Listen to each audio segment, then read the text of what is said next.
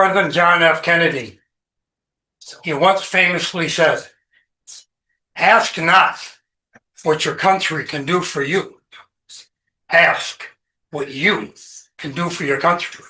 And years later, President Ronald Reagan,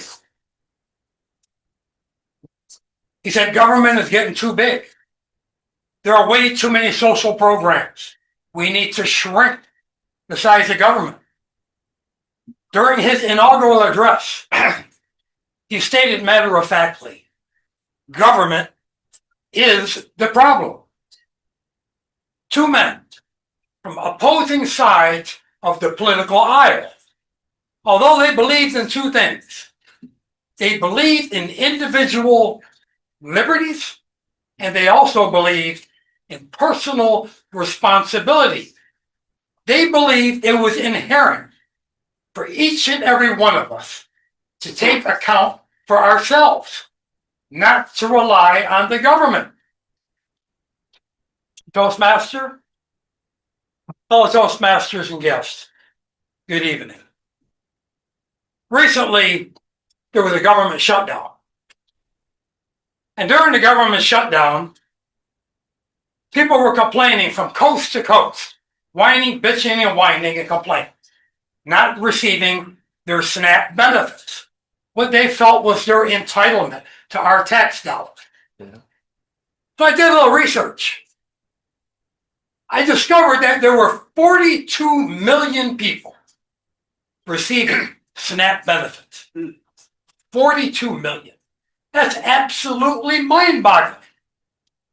I looked into it a little further. Now, we can understand helping kids, some of the disabled, and some of the seniors. But when you got a 27-year-old single mother with 4 children and 3 different baby daddies, I don't believe we want to take our tax dollars and contribute to her irresponsible lifestyle. I don't believe any of us want that. There's another statistic that I found. 70% of all the adults receiving SNAP, 70%, are either overweight or obese. Now, when I read that, 3 things popped out to me immediately. Number 1, these people aren't missing any meals. Number 2, they wouldn't know a nutritional meal if it was sitting right in front of them. Yeah. And number 3, they probably get no form of exercise. I looked a little further into it. What exactly can you get on these SNAP benefits, our taxpayer dollars? There are 3 things that you can't get, and it makes sense to me. You can't purchase alcohol, you can't purchase tobacco, and there are certain paper products. Now, what can you get? When you look at the food items, virtually no restrictions. Now, over the years, I've been to grocery stores like Kroger, Meijer, Walmart, and I stand in line behind someone, and I see them put their items on the little conveyor belt. I don't think too much about it until they break out that bridge card. When that bridge card comes out, I become a little more observant. I'm looking at what's on that conveyor belt. All kinds of processed foods, TV dinners. There could be some steaks on there, shrimp, all sorts of packaged foods, snacks, packaged cookies, pop, honey buns. The more I look, I start to realize there's not a nutritional thing on that belt. But this is what they're using our taxpayer dollars for. That's what I observed. The other thing about SNAP, there's billions of dollars in fraud and abuse in this program. And recently, it's been unfounded. My pops used to say, there are wants and there are needs in life. You need shelter, you need food, and you need clothing. But a lot of these people that are receiving SNAP, you've seen them. They drive nice cars. They've got a $1,200 cell phone. They've got all sorts of tattoos and piercings. They provide everything for themselves. But when they need food, they come to the taxpayer. You might very well ask me, what do I know about being poor? These people on SNAP, a lot of them, you wouldn't think they're poor. I know a little bit about it.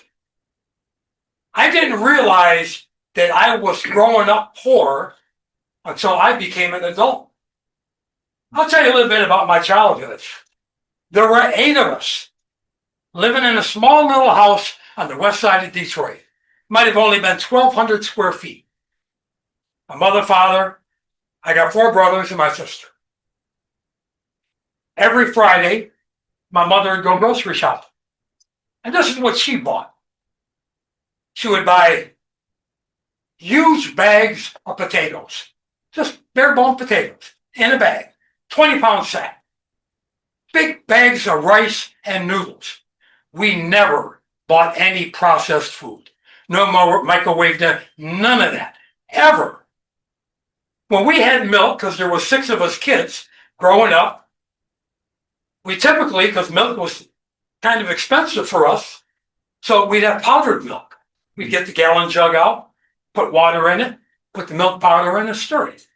Same thing with Kool-Aid. We had Kool-Aid. We didn't have pop. We didn't get pop. Meals were simple. That's what I grew up on. We seldom, if ever, went out to eat and hardly ever got any pop.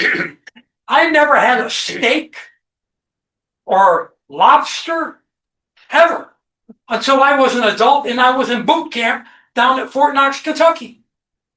We didn't have any of that. We grew up learning that you get what you get when it's put in front of you. Not like the kids nowadays, parents are asking them what they want for dinner. That's not the way I grew up. It was poor, but I didn't know it. We didn't know what we didn't know. We just figured, well, this is what we have, and we lived accordingly. When it came to clothing, none of our outfits ever came from J.C. Penney, Sears Roebuck, Nordstrom, none of the big stores. There were no Walmarts anywhere in this region when I was growing up, but there was a Kmart. Yeah. And Kmart was similar to a Walmart. It had the lowest priced clothing. That's where we would get our outfits, our clothes, usually once a year. Christmas time, we would get clothes. The thing I remember is my mother was a good seamstress. And if I got a tear or a rip in my jeans, we didn't throw them up. My mother would sew it. And if it was too big, she put a patch on it. Once I could no longer wear the clothing, if I outgrew it, it went to my younger brother below me. I don't think he ever got any new clothes. But that's the way that I grew up. I didn't know that we were poor. My father used to say, we don't take handouts from nobody. He often worked 2 jobs. He would say, take pride in the work that you do and always stay in your financial lane, period. He was adamant about it. If you can't make it on one job, get a second job. And if that second job doesn't work, get a third job. But don't rely on the government. And we never did. And no one in our neighborhood that we knew did. That's the way that I grew up. They say that just about all the people that receive SNAP, 42 million people, they have housing. They're not homeless. 770,000 people in this country, they feel are probably homeless. Some, and a lot of them, they have cell phones. But they don't get SNAP benefits. They might go to a homeless shelter and get food, go to a church for warmth. But the people receiving SNAP, make no mistake about it, the vast majority of them, they've got shelter, cell phones, nice cars. You see them. You go to the store, you see them. You look at these lines showing up at these food banks. Look at these cars they're pulling up in.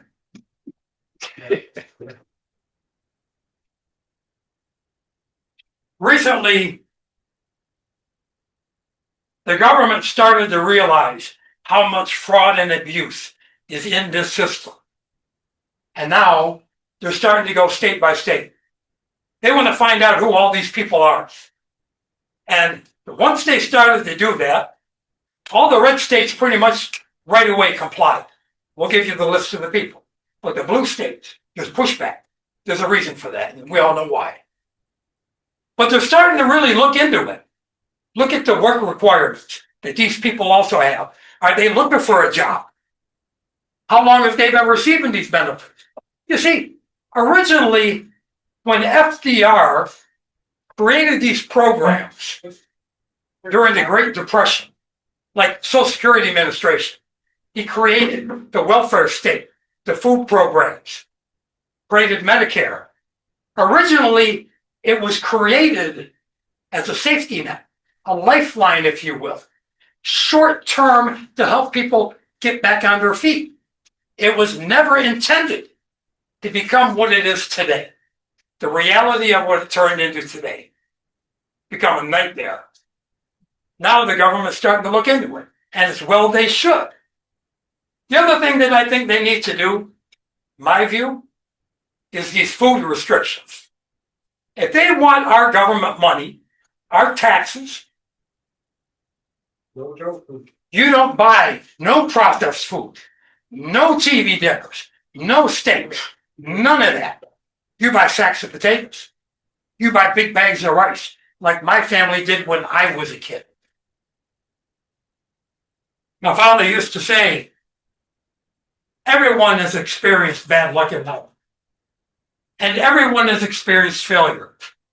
But it's the choices and the decisions you make in your life. That's where you end up. By the time you reach 40 some years old, you should have your life in somewhat of a straight path. And if you don't, well, that's your problem. It's hard to feel sorry for people when they're just continually given everything. It reminds me of a movie I saw years ago, The Dirty Dozen. There's a rope that goes all the way up to this tower. It might be 70 foot high. And the soldier climbs all the way up, and he's about 10 foot from the top. But he can't reach the top. He hollers down to the master sergeant below. He said, I can't go any further, as far as I can go. And Lee Marvin, I believe, was the sergeant. He says, you get to the top, soldier. I can't go any further, as far as I can go. He takes a machine gun and he shoots the rope out from under him. Now, either you're going to drop 50 feet to your death, or you're going to go to the top. He made it to the top. Like a lot of these people that are receiving SNAP benefits make their life a little more difficult. Work requirements. Show them the kind of food that they're required to get. And there's a very strong possibility you're going to see a whole lot of people dropping out of the program. Yeah. Like Ronald Reagan said, government is the problem. These people need to start become a little more self-sufficient. Take responsibility for your life. It shouldn't be inherent for us taxpayers to feed 42 million people. Thank you.